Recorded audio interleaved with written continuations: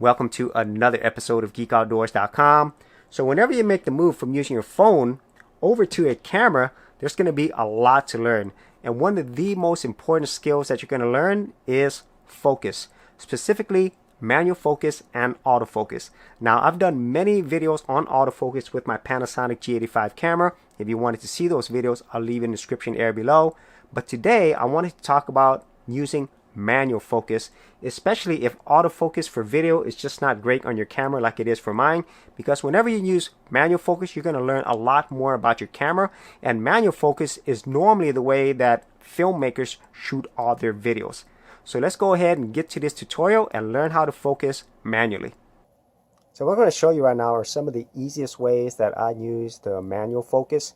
And so my camera might be different from yours, but the first thing I do is I set it to MF or manual focus mode, and then here on my touch screen I can actually adjust my focus point. So say I just want to focus on this controller, I just tap to touch and then I press autofocus and it'll focus on that point. And I could also move this around, so I could change my focus area, as you could probably tell there, and then I could set the autofocus there.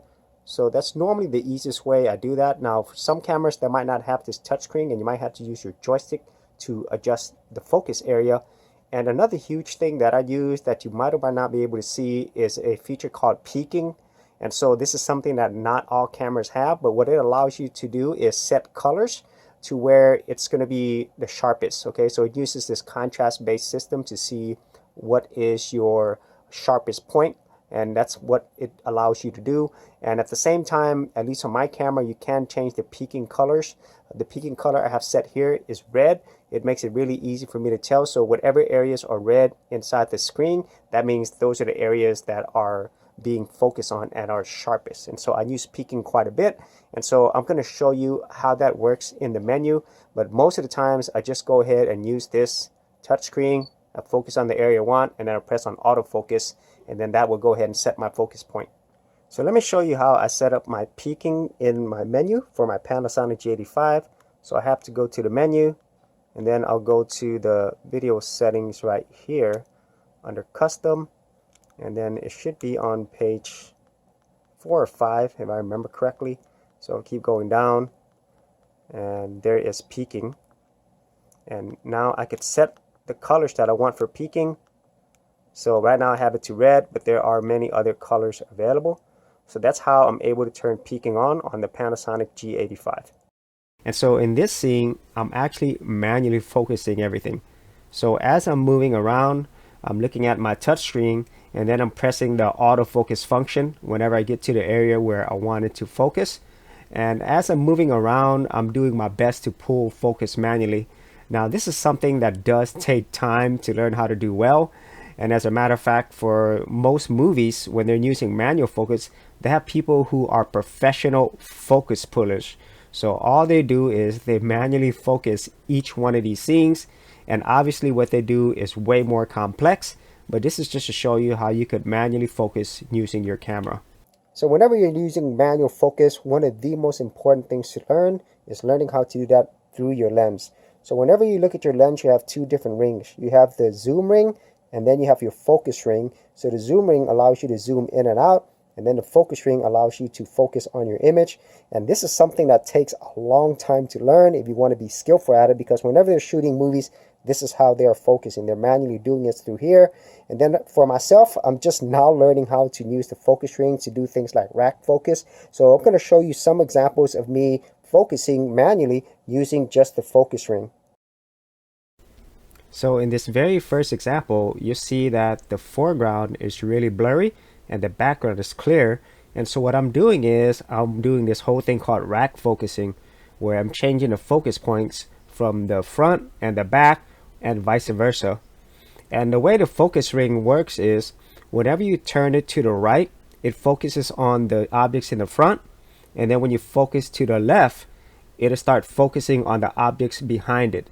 So as you can see here, I'm focusing between the front object and the back object, and I'm slowly doing this, but as you could probably tell, it's going to show in focus and then out of focus depending on which way I turn my focus ring.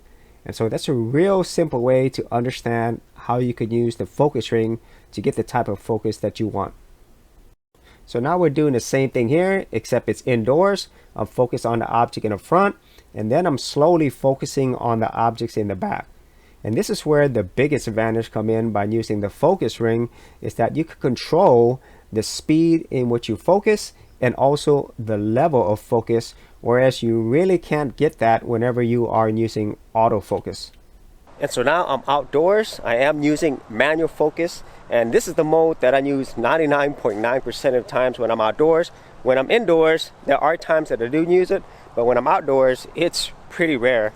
And as you can see, everything should be in focus on my face because it's all manual. So let's go ahead and check this out with autofocus. And so now I'm using the autofocus mode. This is AFC autofocus continuous. I have face and eye detect. And from the screen, it looks like it's detecting my face. But what you'll probably notice, especially if you're looking at this on a bigger monitor, you're gonna notice things like it's pulsating in the background because it's trying to hunt for focus. And that's the main problem I have. And at times, it'll lose focus on my face as well. And so you'll only be able to see these details if you're watching on a bigger screen. On a smartphone, it's kind of harder to tell, but that is the autofocus performance whenever I'm using this outdoors. For serious YouTubers, check out TubeBuddy, the premier tool used at geekoutdoors.com. Get more done today by checking out the affiliate link in the description area below. So here I'm testing out the manual focus as I'm walking towards the camera. Unfortunately, it doesn't do a great job in focusing on my face. And now I'm testing this out with autofocus, and it does a better job of tracking my face, but there's still some pulsating in the background. So one thing that really helps me a lot when I'm manually focusing is to set a function on my camera. So in this case, I set one of the buttons to be autofocus. So whenever I click on that, it'll go ahead and autofocus instead of me having to press it on my touchscreen. So right now I'm doing a manual focus test outdoors. And as I'm shooting this video, I could actually see that my face is in focus. But now let's go ahead and change it to a different focus area with the things in the background. So I'm going to go ahead and manually focus on the things in the background. And right now my face should be blurry and everything in the background should be clear. But now let's focus back on my face manually to see if that works. And so yeah, I think that works. Now this is a really tricky thing because sometimes it does it great, but sometimes I have to press the manual focus multiple times in order for it to work. And this is the whole thing with, having a camera that doesn't have great autofocus. You have to rely completely on the manual focus. And even when I have it on manual focus, like I'm pressing it right now, and it takes a while. And so yeah, that's unfortunate. I wish I can rely on the manual and the automatic focus on this camera with the Panasonic G85. Now if you're not moving around, then manual focus works fine, but if you're wanting to change your focus points, then that's where having great autofocus is going to be a huge advantage. So those are some quick tips on how you could start using manual focus as a beginner. And once you start getting used to this, you see how powerful this is. And who knows, you might use this versus using autofocus. So if you actually had any thoughts on this, be sure to leave that in the comments area below. And if you want to see more of my camera tutorial tips and tricks, I do have a playlist. I'll leave that in the description area as well. So as always, if you did get value out of these videos, be sure to share, like, and subscribe. Hey geeks, if you are a creative geek like me and you wanted to learn how to create content on YouTube and other places on the internet, then check out my Go Content Creators Group, where you'll get access to additional videos and content for all the creative geeks out there. And the best part of it is, all of this is free. Simply head over to the link below, check out my page, and sign up for my Go Content Creators Group. Thanks for watching, and I'll see you on the other side.